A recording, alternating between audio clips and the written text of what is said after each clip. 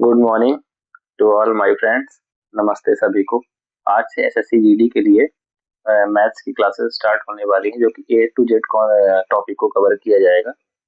और ये जो मैथ्स के टॉपिक रहेंगे हमारे, इसमें आप मतलब एसएससी जीडी तो रहेगा ही, यूपी कांस्टेबल के लिए भी इम्पोर्टेंट रहेगा और रेलवे वाले भी दे सकते हैं इसको। एमपी कांस्टेबल वालों के लिए भी ठीक है, पढ़ सकते हो, कोई दिक्कत नहीं है। तो हम इस पे क्या है कि जीरो से एडवांस लेके कवर करेंगे, मतलब कि हर एक चीजों को टच करेंगे। जो भी इम्पोर्टेंट रहेगा उसके मैं डीप में भी आपको बताऊंगा। और अच्छी बात यह है कि हर एक चीज मैं आपको यूट्यूब पे फ्री कराऊंगा, बस आपको मुझे सपोर्ट करते रहना और खुद को ईमानदारी से पढ़ाना है। मैं आपको ईमानदारी से पढ़ाऊंगा, आपको भी खुद को ईमानदारी से पढ़ाना है, ठीक है, और साथ में रहना है। लास्ट तक आप चैनल से जुड़े रहेंगे तो आपके लिए भी फायदा रहेगा, मेरे लिए भी सही रहेगा। और आपको टेलीग्राम लिंक मैंने दे दी है डिस्क्रिप्शन पे, उसको जाके आप प्लीज ज्वाइन कर लेना। तो क्या है कि जो क्वेश्चंस मुझे देने रहेंगे मैं खुद से बनाऊंगा, और जो भी प्रीवियस ईयर वगैरह के क्वेश्चंस है तो वो मैं आपको उस पे पीडीएफ बना के दे दिया करूंगा, तो आपको सॉल्व करना रहेगा। और बाकी तो मैं आपके साथ क्वेश्चन टॉपिक के बाद हर एक कॉन्सेप्ट बताने के बाद उससे रिलेटेड जो भी क्वेश्चंस बनेंगे तो मैं आपको यहीं पे डिस्कस करने की कोशिश करूंगा। तो ठीक है, स्टार्ट करते हैं अपना। और प्लीज लाइक और शेयर सब्सक्राइब जो भी करना होगा तो करना, और शेयर कर देना अपने फ्रेंड्स के साथ। तो क्या है कि भीड़ बड़ी रहेगी तो मेरा भी हौसला बड़ा रहेगा। तो चलिए स्टार्ट करते हैं। मेरा नाम शुभम है। नंबर सिस्टम के ये जो चार्ट है, तो अगर जिसने बेसिक पढ़ रखा है तो इसको देख ले, नहीं तो रिवीजन कर लेना। बस एक एक लाइन की बातें हैं। मैं दूसरा चैप्टर जान के नहीं लाया आपके सामने, क्योंकि क्या है कि ये बेस है। अगर बेस आपका क्लियर रहेगा तो आगे आपको चीजें करने में आसानी रहेंगी। एक दो क्वेश्चन आता है नंबर सिस्टम से, तो स्टार्ट करते हैं। ये तो नंबर सिस्टम की डिफिनेशन है, इस पे मैं नहीं जा रहा हूँ। बस इतना देख लो कि अरे नंबर 0 से 9 तक की संख्याओं का जो यूज करते हैं वही नंबर्स है अपने पास। जो अपना टॉपिक स्टार्ट होता है नेचुरल नंबर से, ये सब आपके एसएससी के टॉपिक में है। नेचुरल नंबर क्या है, होल नंबर क्या है। तो नेचुरल नंबर जो नंबर 1 से स्टार्ट होते हैं और अनंत तक जाते हैं ना, इनफाइनाइट, 1 से स्टार्ट होकर इनफाइनाइट तक जाते हैं, वो क्या कहलाएंगे, आपके प्राकृतिक संख्याएं, नेचुरल नंबर्स कहलाते हैं। जैसे एग्जांपल दिया है 1 2 3 4 5। अब महत्वपूर्ण इसमें बात क्या है कि जीरो क्या है, नेचुरल नंबर नहीं है। इसको याद, बस इसमें छोटी छोटी चीजें हैं वो याद रखो। डायरेक्ट क्वेश्चन पूछता है कि 1 से लेकर 10 तक, मतलब कि हाँ 10 तक की नेचुरल नंबर का ये एवरेज बताओ, ऐसा करके क्वेश्चन आते हैं, ठीक है। फिर क्या है अपनी होल नंबर्स, क्या है होल नंबर, मतलब क्या है, पूर्ण संख्याएं कहाँ से स्टार्ट होती हैं, जब जीरो सहित सभी प्राकृतिक संख्याएं हो जाएं तो वह पूर्ण संख्याएं कहलाती हैं। जब प्राकृतिक संख्याएं, तो ठीक है 1 2 3 4 5, इसमें जीरो भी ऐड कर दो तो ये होल नंबर बन जाती है। तो इससे एक बात और निकल के आती है, ध्यान रखना कि जो सभी प्राकृतिक संख्याएं नेचुरल नंबर्स हैं, जितनी सब नेचुरल नंबर जो हैं, ये क्या है, ये होल नंबर भी होंगी। लेकिन सभी होल नंबर नेचुरल नंबर नहीं होगा, क्योंकि जीरो होल तो है लेकिन प्राकृतिक संख्या नहीं, नेचुरल नंबर नहीं है, ठीक है। 0 1 2 3 4 5 ये सब क्या है, होल नंबर है। मतलब होल नंबर में सिर्फ जीरो ऐड कर देना है, तो किनमें, नेचुरल में, तो होल बन जाएगा। अब पूर्णांक संख्याएं क्या है, इंटीजर्स क्या है, कोई भी नंबर हो बस वो पूर्ण हो, वो फ्रैक्शन वगैरह में ना हो, मतलब भिन्न में ना हो, तो पूर्णांक कहलाता है। चाहे वो निगेटिव नंबर, चाहे पॉजिटिव हो या जीरो हो, सभी क्या कहलाता है, होल नंबर कहलाएगा। अब आपने तीन चीज पढ़ ली ना, क्या पढ़ लिया, एक, दो है, तीन है, चार है, dash dash dash N number तक गए। अब ये क्या हो गया, नेचुरल नंबर हो गया, ठीक है। ये हो गया नेचुरल नंबर। इसको यहाँ पे बताता हूँ, इसको जस्ट वेट। तो 1 2 3 4 5 डैश डैश डैश एन तक चला गया, तो ये क्या है, नेचुरल नंबर है। क्या हो गया, ये ऊपर नेचुरल नंबर मैंने बताया था। अब इसमें जीरो भी ऐड हो गया तो ये क्या बन गया, होल नंबर बन गया, ऐसे याद रखना है। जीरो बन लग गया तो होल नंबर बन गया। अब -3 -2 -1 ये भी आ गया, फिर 0 1 2 3 4, ये क्या बन गया, इंटीजर, पूर्णांक संख्याएं बन गई, ठीक है। अब याद रहेगा ना, सिंपल चीज है, एक बार ही पढ़ना है, दोबारा आपको इसको नहीं पढ़ना है, बस इतना याद रखना।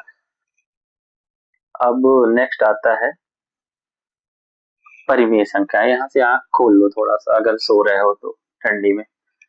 परिमेय संख्या आपने परिभाषा तो पढ़ी होगी कि पी अपॉन क्यू में जिन नंबर को हम दिखा सकते हैं, लिख सकते हैं, तो वो क्या कहलाती है, परिमेय संख्याएं कहलाती हैं। जस्ट लाइक 1 है, 1/1 लिखा जा सकता है। हाँ, जहाँ पे क्यू 0 नहीं लिखा जा सकता तो वो परिमेय संख्या कहलाएंगे। याद रखना, क्यू बराबर 0 नहीं हो सकता है, नहीं तो वो नॉन डिफाइंड बन जाएगा, है ना, नॉन डिफाइंड बन जाएगा, उसको डिफाइन नहीं किया जा सकता। तो जीरो भी अपना क्या है, पहली बात तो देखो जी, परिमेय संख्याएं कौन सी किसको किसको लिख सकते हैं, परिमेय संख्याएं, जीरो भी हमारा परिमेय संख्या है। जितने भी, पहली बात कॉन्सेप्ट याद रखें, जितने होल नंबर हैं, होल नंबर बताया ना, जीरो से लेकर नेचुरल, और होल ही नहीं, जितनी भी इंटीजर्स है, पूर्णांक संख्या है, मतलब -1 2 3 4 5 6 7 +1 0, जितनी भी इंटीजर मैंने बताया है, इंटीजर की परिभाषा फिर से आप देख लेना अगर भूल गए होगे तो, ये इंटीजर के ही ये दिए गए हैं एग्जाम्पल, +1 +2 +3 -1 -2 -3, तो जितनी भी इंटीजर्स हैं, पूर्णांक है, वो सब क्या है, परिमेय संख्याएं कहलाएंगी। जीरो को 0/1 लिखा जा सकता है, ये पी अपॉन क्यू के फॉर्मेट में आ गया, ये परिमेय है। 1 तो है ही, 1 को 1/1 लिख सकते हैं, 2 भी है, तो जितने भी नंबर है, -3 है, -3/1 लिखा जा सकता है ना, -3 मान लो कोई संख्या बोलिए, -5 क्या है, परिमेय है कि अपरिमेय है, रैशनल है कि इरेशनल, तो ये रैशनल कहलाएगा, क्योंकि इसको पी अपॉन क्यू है ना, इसको 1 से डिवाइड किया जा सकता है, क्योंकि इसमें 1 से डिवाइड करने में किसी संख्या को कोई चेंज नहीं आता है, तो ये पी अपॉन क्यू के फॉर्मेट में बन गया, इसलिए यहाँ परिमेय संख्या है। नेक्स्ट आते हैं, जीरो भी परिमेय संख्या है, याद रखना, क्योंकि जीरो को 0/1 डिवाइड आप 1 से कर सकते हो तो जीरो ही आएगा, नो चेंजेस रहेंगे, लेकिन वह पी अपॉन क्यू का फॉर्मेट हमारा कंप्लीट करता है, तो अब क्यू बराबर 0 नहीं है, ये भी कहलाता है, इसलिए परिमेय संख्या है। अब अपरिमेय संख्या, इसमें थोड़ा सा समझने में हो सकता है, आप समझ जाओगे, ध्यान बस देना। इरेशनल नंबर क्या है, जिनको पी अपॉन क्यू पे नहीं लिखा जा सकता है, पी अपॉन क्यू पे नहीं लिखा जा सकता, वो क्या है, इरेशनल नंबर है। जैसे एग्जांपल, तो पहले तो रूट वाले जो ये वर्ड सामने दिए हैं उन्हीं को आपको दिखा रहा हूँ। रूट वाला क्या है, जैसा √2 है, अब √2 को आप डिफाइन करो, अब इसकी पहले परिभाषा पढ़ लो, वो संख्या है जिनको भिन्न पी अपॉन क्यू के रूप में नहीं लिखा जा सकता, और जिनका दशमलव रूप, मतलब अगर डेसिबल में आते हैं, दशमलव रूप अंतहीन है, नॉन टर्मिनेटिंग है, और अनावर्ती है, मतलब नॉन नॉन रिपीटिंग है, मतलब सेम चीज रिपीट नहीं हो रहा है, दशमलव अंतहीन है, मतलब नॉन टर्मिनेटिंग है, और अनावर्ती है, तो वह अपरिमेय संख्या कहलाती। कैसे, एग्जाम्पल, √2 को क्या लिख सकते हो, 1 पॉइंट, ये आता है 41423, ऐसे करके करके ये जाता रहता है, तो ये जो संख्या है ना, दशमलव रूप अंतहीन, तो दशमलव रूप एक डेसिमल में आ गया, तो दशमलव रूप है इसका, लेकिन अंतहीन है, मतलब कि टर्मिनेट नहीं हो रहा, जैसे 4 आया, 1 आया, 4 आया, 2 आया, फिर 3 आया, फिर ऐसे ऐसे करके ये आगे बढ़ता जाता है, ये नॉन टर्मिनेटिंग हुआ, तो ये अपरिमेय संख्या हुआ, प्लस अनावर्ती, मतलब रिपीट भी नहीं हो रहा है। अब रिपीट का ऑप्शन बताऊंगा कैसे है, उसको फिर परिमेय लिखा जा सकता है। ऐसे पाई है, पाई का मान क्या होता है, 22/7 है, 22/7 भी नॉन टर्मिनेटिंग डेसिमल, इसको जब लिखोगे तो डेसिमल में लाओगे तो 7 तरीक 21, एक बचा, 7 एकम 7, 3 बचा, 7 चौक 28, 2 बचा, 7 दूनी 14, 6 बचा, 7 अठे 56, तो 3.1428, ऐसे कर करके कि हर बार दशमलव के बाद हर बार जो अंक आ रहे हैं वो एक तो अलग अलग आ रहे हैं, और प्लस ये खत्म भी नहीं हो रहे हैं। खत्म भी समझ गए, जैसे क्या लिख दिया, 5/2 लिख दिया हमने, तो इसका क्या, 2 दूनी 4, एक बचा, 2 पंचे 10, है ना, तो ये 2.5 लास्ट में जाके 0.5 में जाके ये खत्म हो गया, ये टर्मिनेटिंग, तो पी अपॉन क्यू में लिखा गया, तो ये मतलब परिमेय है। लेकिन 22/7 को देखो, ये तो ना ही टर्मिनेट हो रहा है, लास्ट में जाके खत्म हो रहा है, ना ही पॉइंट के बाद इसके नंबर सेम आ रहे हैं, रिपीट नहीं हो रहे, तो ये क्या है, अपरिमेय है, परिमेय संख्या नहीं है। हाँ, अब रूट में कौन कौन सी परिमेय संख्याएं होंगी, जो परफेक्ट स्क्वायर होंगी, याद रखना, जो परफेक्ट स्क्वायर होंगी रूट के अंदर है, जैसे 49 है, 36 है, तो ये 7 है, ये 6 का है ना स्क्वायर रूट, तो ये परिमेय संख्याएं कहलाएंगी, क्योंकि भाई ये सॉल्व हो गया, स्क्वायर रूट 7 आ गया, 7 को 7/1 लिख सकते हो, परिमेय संख्या बन जाएगी। तो रूट में जो संख्याएं परफेक्ट होंगी, परफेक्ट स्क्वायर या परफेक्ट, जैसे क्यूब रूट ऑफ 27 लिख दिए, तो ये किसका है, 3 का है ना, 3 का है, क्यूब रूट है, तो ये परिमेय संख्या में लिखा जाएगा। तो जो सॉल्व हो रहा है, चाहे वो स्क्वायर रूट हो, क्यूब रूट हो, या फोर्थ रूट लग जाए, है ना, चौथा वर्ग लग जाए उसका, और तो ये परिमेय संख्याएं कहलाएंगी। लेकिन जो सॉल्व नहीं हो रहा है, नॉन टर्मिनेटिंग आ रहा है और बार बार उसके नंबर रिपीट भी नहीं हो रहे दशमलव के बाद, तो वो परिमेय संख्याएं नहीं होंगी। तो आपको दिखा दिया ये नॉन टर्मिनेटिंग दशमलव के बाद। और अब क्या बता दूं, जो पी अपॉन क्यू में लिखे जा सकते हैं परिमेय संख्या का एग्जांपल आपको दे दूं। परिमेय का एग्जांपल और क्या क्या दे सकता हूँ, ये अपरिमेय का दे दिया, फिर से परिमेय में चलते हैं क्योंकि आपको नॉन टर्मिनेटिंग बताना था, वो मैंने बता दिया आपको। देखो जैसा अब 10 डिवाइडेड बाई 3 है ना, 10/3 लिखे, इसको क्या करोगे, 3 से डिवाइड किए तो 3, एक बचा, 3 त्रिकाई 9, एक बचा, दशमलव लग गया तो 10 हो गया, 3 त्रिकाई 9। हर बार ये 3 3 3 3 बढ़ता जा रहा है ना, तो ये क्या है, टर्मिनेटिंग तो नहीं है, लेकिन ये क्या है, नॉन रिपीटिंग भी नहीं है, रिपीटिंग है, रिपीट हो रहा है।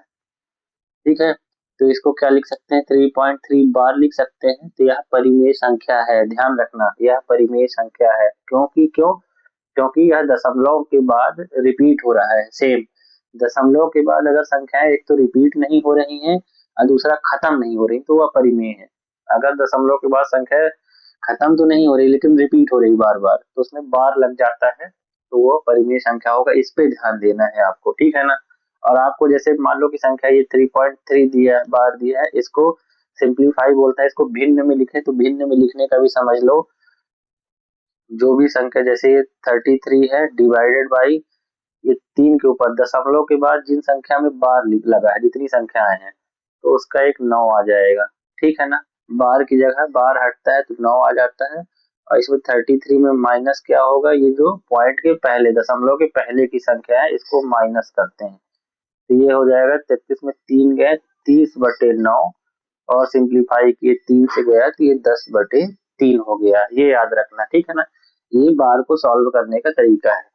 अब एक एग्जांपल, तो ये क्या है, ये परिमेय संख्या है, क्यों है, क्योंकि इसके दशमलव के बाद के मान हर बार रिपीट हो रहे हैं, सेम टू सेम, है ना, इसलिए ये परिमेय संख्या कहलाएगा। एक एग्जांपल से और आपको समझाता हूँ। जैसे 2.67 बार है, ठीक है, तो ये क्या है, ये परिमेय संख्या है, तो बार लगा है तो ये परिमेय संख्या है, क्योंकि यह संख्या बार बार 2.6767 रही होगी, इसलिए इसको उसमें लिख दिया गया है, इसमें बार लगा। अब मान लो 2.67 दिया था, इसको बार में हटा के इसको कह दिया कि आप भिन्न के रूप में, फ्रैक्शन के रूप में लिखो, ठीक है ना। या पी अपॉन क्यू में परिमेय संख्या में कैसा लिखा जाएगा, तो इसको आप क्या कर दोगे, जैसे 2.67 है तो मैंने क्या बताया पहले, 2.6 लिख लो, 267 लिख लिए। अब दशमलव के पहले क्या है, 2 है, दशमलव के पहले की संख्या क्या है, 2 है, इसमें -2 कर दिए, डिवाइडेड बार के नीचे कितनी संख्या है, 2 है ना, 6 और 7, तो 9 9, जितने भी संख्याओं के बार के नीचे जितनी संख्या है उतने 9 आ जाते हैं। इसको आगे सिंप्लीफाई करोगे, ये आ जाएगा 265, अरे कहाँ लिख दिया, 265 डिवाइडेड बाई 99 कर दिए, है ना, 99 कर दिए। फिर इसको करोगे तो देखो 9 से 99 से डिवाइड कर दो, कितना जाएगा, 2 बार जाएगा, तो कितना गया 2 बार में, फिर से तो 98, 198 गया, 99 से 2 बार जाओगे तो 198 जाएगा, 198 गया, बचा कितना, 2 65 2 67 बचा। अब तो पॉइंट लग जाएगा, पॉइंट लगा, इसको आप डिवाइड करके चेक चेक करना है, तो पॉइंट लग जाएगा 67 में, तो 670 हो गया, 670। तो अब 99 से कितनी बार जाएगा भाई, अगर इसको 600 भी लोगे तो 6 बार ही जाएगा, क्योंकि 7 बार में ज्यादा हो जाएगा, तो 6 बार भी लिखे, तो 6 बार लिख दिए। अब कितना बचा उस पर आप देखोगे तो 6 और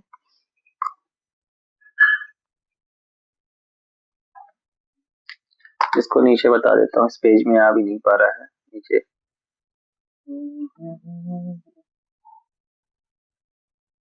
तो ठीक है, इसको अब 2.67 बार अगर है हमारा, इसको बोल रहा है कि सिंप्लीफाई आप क्या कहते हैं, परिमेय संख्या में करके दिखाओ, तो 2.67 बार है, इसको अपन करेंगे तो 267 डिवाइडेड बाई बार के नीचे दो संख्याएं 6 और 7, तो 2 बार 9 9 आ गया, और इसमें माइनस कितना होगा 2.67 में जो पॉइंट के पहले संख्या रहती है वो माइनस हो जाता है, ठीक है। इसलिए आ गया 265 बटे 99 आ गया, है ना।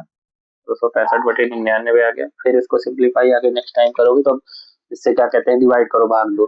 तो 2 बार गया, 2 बार भाग जाएगा, 9 दूनी 18, 9 दूनी 18, 198 गया। अब 65 2 67 बचा। 67 में कितने तो पॉइंट हुआ क्योंकि 99 से छोटा है, दशमलव लग गया। अब 67 बन गया 670, 670 फिर से 99 से आप डिवाइड करोगे तो 9 छक्का 54, 9 सत्ते 63, 6 बार जाएगा। 6 बार जाएगा तो कितना भाई, 6 बार किए ना 99 को सीधे 6 से डिवाइड वो किए, अगर आप मल्टीप्लाई कर रहे हो तो फटाफट करो। 9 छक्का 54, 6 बार किए 540 आया, फिर 6 बार किए दिए तो 594, इसको मन में ऐड करना है आपको। तो या फिर 100 से एक बार कर लिए, 100 माइनस 1 इंटू 6 कर लिए। भाई अपने को 99 में 6 बार वो देना है, ठीक है ना, मल्टीप्लाई करना है। तो 100 माइनस 1 लिख लिया ना 99 को, तो 100 में 600 तो 600 और माइनस 6, ये कितना आ गया 594 आ गया डायरेक्ट। तो ऐसे आपको छोटी छोटी बातें बताता रहूंगा कैसे गुणा भाग आपको करना है जल्दी जल्दी। तो कितना आ गया 594, 6 बार गया तो बचा 670 था, तो 6 कितना बचा 6 70 से 76 बचा, तो फिर 760 हो जाएगा। अब 760 को फिर 99 से डिवाइड करोगे तो कितनी बार जाएगा, 7 टाइम्स जाएगा। हाँ 7 टाइम जाएगा, 9 सत्ते 63, 9 सत्ते 63, या फिर से वही करो, 99 है ना तो 100 माइनस 1 और 7 कर लिए तो 700, 7 के 693 आ जाएगा। 693 7 बचा और ये तो फिर 67 बचा, तो मतलब वही 6 7 6 7 फिर अगली बार 6 बार जाएगा, तो ये बार लग जाएगा। नहीं समझ में आया होगा आपको, अगर ये भाग देना शायद कम समझ में आया हो, तो इसको मैं बोल रहा था जैसे जैसे आप करके देखना, खुद से डिवाइड करके देखना, समझ में आ जाएगा। मेरा मेन क्या था वो एम, आपको कि एक बार हटाना बता दूं। तो परिमेय हो गया, अपरिमेय हो गया, अब आ गया वास्तविक संख्याएं, रियल नंबर। रियल नंबर क्या है, चाहे वो परिमेय हो, मतलब पी अपॉन क्यू में हो, चाहे पी अपॉन क्यू में ना हो, नहीं लिख सकते हैं उसको, और या फिर दोनों मिलाकर ये सब ना वास्तविक संख्याएं हैं। तो वास्तविक संख्याएं कुल मिला के माइनस इनफाइनाइट से लेके प्लस इनफाइनाइट तक, इसमें माइनस की सभी संख्याएं आ गई, जीरो आ गया, और पॉजिटिव सभी संख्याएं आ गई, चाहे वो पी अपॉन क्यू में हो, चाहे वो दशमलव में हो, चाहे वो मतलब भिन्न में हो, कोई भी संख्या है वो सब रियल नंबर है। तो ये सब वास्तविक संख्याएं में आ गई, ठीक है। इसकी बस आपको परिभाषा बस याद रख लेना और कोई दिक्कत नहीं। अब इवन नंबर में आ गया। इवन नंबर का क्या है, आपसे कुछ क्वेश्चंस पूछ लूं, कुछ क्वेश्चन शायद मैंने ऐड किए होंगे, तो आपसे कुछ क्वेश्चंस पूछ लूं पहले मैं, ठीक है ना। आपको कहाँ तक बता दिया, वास्तविक संख्याएं, सभी संख्याएं जो है वास्तविक है, चाहे वो पॉजिटिव हो, चाहे निगेटिव हो, चाहे परिमेय हो या अपरिमेय हो। तो पहले क्वेश्चन पे आते हैं अपन। ये अपने क्वेश्चन है कि निम्न में से कौन सी परिमेय संख्या है, तो आप इसको देख के बताओ प्लीज जल्दी से। परिमेय संख्या कौन सी है जिसको पी अपॉन क्यू पे लिखा जा सकता है। अब देखो पी अपॉन क्यू पे √3 को नहीं लिखा जा सकता, पाई क्या है 22/7 है, इसको भी नहीं लिख सकते हैं। फिर क्या बचता है हमारे पास, √7 है तो इसको भी नहीं लिख सकते हैं क्योंकि नॉन टर्मिनेटिंग डेसिमल में आ जाएगा। तो ये क्या है 0.3333 है ना, इसको क्या लिख सकते हैं 0.3 बार, जिस पे बार लगता है मैंने बताया जो रिपीटिंग होते हैं दशमलव के बाद उनको परिमेय संख्याएं लिखा जा सकता है, ठीक है ना। रिपीटिंग डेसिमल हमेशा रेशनल नंबर होता है, ये मैंने आपको बताया है। नेक्स्ट क्वेश्चन देखो जल्दी से, जीरो कौन सी संख्या है। अब जीरो क्या है, जीरो नेचुरल नहीं है, ये है नहीं नेचुरल, ठीक है। जीरो इरेशनल भी नहीं है क्योंकि बताया कि जीरो को 0.1 लिख सकते हैं, तो ये परिमेय है ना, अपरिमेय नहीं है। नन तो है नहीं, तो ये क्या होगा होल नंबर हो जाएगा, जीरो क्या है होल नंबर होता है। नेक्स्ट चलो, इनको आपको एक एक बार देखना है, बस मानता हूँ इजी होगा लेकिन एक बार रिवाइज हो जाएगा। इनमें से कौन सी संख्या पूर्णांक है, इंटीजर मैंने बताया था ना आपको कि बस आधी अधूरी ना हो, 3/7 भी आधी अधूरी है, उसमें फ्रैक्शन में है। 1.25 भी फ्रैक्शन तो टर्मिनेट हो गया, खत्म हो गया, लेकिन क्या है ये परिमेय हो गया। 1.25 और 0.4 भी, ये सब क्या है परिमेय संख्या है। होल नंबर सिर्फ इसमें क्या है -5, इस पे होल नंबर कहला जाएगा, ठीक है। अगर नहीं समझ में आएगा तो पहले फिर से एक बार जाके पीछे क्या देख लेना, इसकी सबकी डिफिनेशन देख लेना, एग्जांपल देख लेना, तब फिर कर ले जाओगे अगर प्रॉब्लम आ रही होगी तो। फिर क्वेश्चन नंबर 4 पे आते हैं। वो क्या है, रूट 11 किस प्रकार की संख्या है। तो रूट 11 अगर आप करोगे तो ये तो नॉन टर्मिनेटिंग डेसिमल में आ जाएगा, तो मतलब ये परिमेय तो है नहीं, अपरिमेय है। हाँ यही तो होगा। होल नंबर भी नहीं है, इंटीजर भी नहीं आएगा, क्योंकि नॉन टर्मिनेटिंग डेसिमल में तो पूर्णांक क्या है, आधा अधूरा नहीं होना चाहिए, पूर्णांक पूर्ण होना चाहिए। ये क्या हो जाएगा, इरेशनल हो जाएगा, है ना, option B. Non perfect square वैसे भी हमेशा जो नॉन परफेक्ट स्क्वायर होते हैं हमेशा क्या होता है, इरेशनल ही होता है। रूट के अंदर अगर परफेक्ट स्क्वायर की नहीं है संख्या तो वो अपरिमेय ही कहलाएगा। अब 2.67 को फ्रैक्शन में लिखें, तो मैं टाइम नहीं वेस्ट करूंगा, 2.67 को मैंने फ्रैक्शन में लिखना आपको बता दिया है। कैसे लिखोगे, तो फिर से एक बार बता दूं। 2.67 है, ये क्या कहते हैं इसको, ये यहाँ पे बार लगा रहा होगा शायद मेरे हिसाब से। यहाँ पे ये बार हट गया है, यहाँ पे 2.67 पे बार लगा लो, नहीं तो ऐसे तो ये दूसरा हो जाएगा।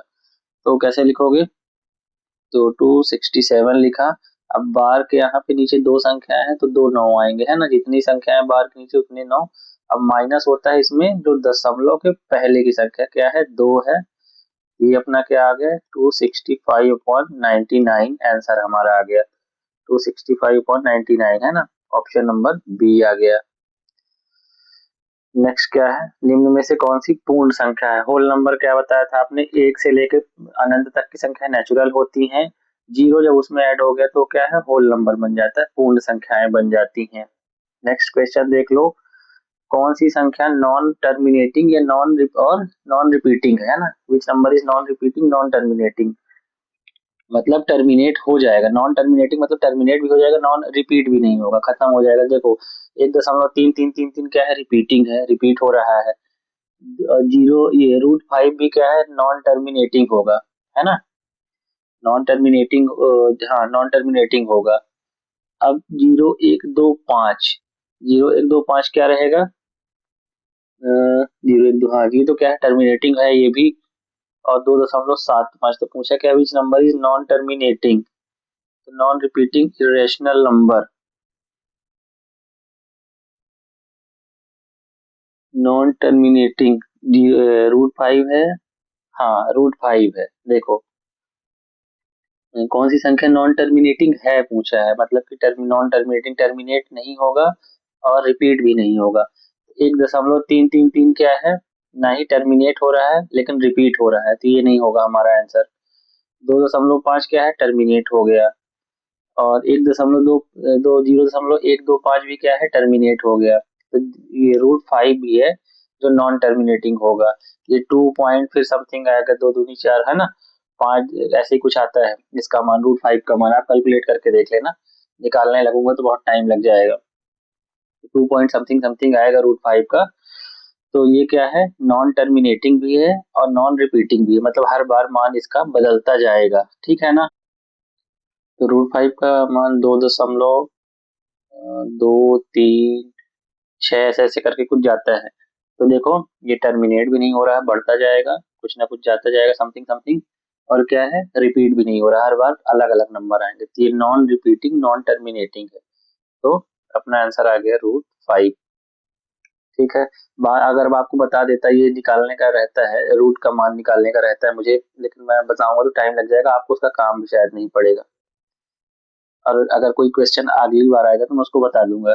ये क्वेश्चन क्या है, 5 किस प्रकार की संख्या है। अब 5 क्या है, 5 देखो कंप्लीट है ना, अपने आप में एक इंटीजर है, इंटीजर ही है, कंप्लीट है। होल नंबर में भी आ जाएगा क्योंकि जीरो से होल नंबर स्टार्ट होता है, नेचुरल 1 से स्टार्ट होता है तो नेचुरल में भी आ रहा है, जीरो से स्टार्ट होता है, जीरो के बाद 5 आएगा तो होल में भी आ रहा है, इंटीजर है ही, और वास्तविक संख्याएं ही हैं। तो क्या होगा इसका आंसर, ऑल ऑफ दीज हो जाएगा। मुझे लगता है कि आपको समझ में आ रहा होगा, नहीं आ रहा, जो भी नहीं आया तो आप प्लीज कमेंट में बता देना। और आज फर्स्ट डे है तो मैं शायद आराम से चल रहा हूँ या तेज भी चल रहा हूँ, तो मैं देख लूंगा, आप कमेंट में जो भी होगा आप प्लीज बता देना। तो ये आपका यहाँ तक क्वेश्चन हो गया। अब चलते हैं, कहाँ पे आ गया था मैं, परिमेय, अपरिमेय बता दिया था आपको, रियल नंबर बता दिया था, वास्तविक संख्या कोई भी संख्या है ना, माइनस हो प्लस हो परिमेय हो सब क्या है, रियल वास्तविक संख्याएं हैं, रियल नंबर है। इमेजिनरी नंबर क्या होता है, ये माइनस रूट 1, रूट -1 क्या होता है, रूट के अंदर माइनस, ये क्या है, इमेजिनरी नंबर है, ये याद रखना है ना, इसको आयोटा से प्रदर्शित करते हैं, बताते हैं। तो ये बस इतना अगर पूछ लिया तो ये क्या है, इमेजिनरी नंबर है।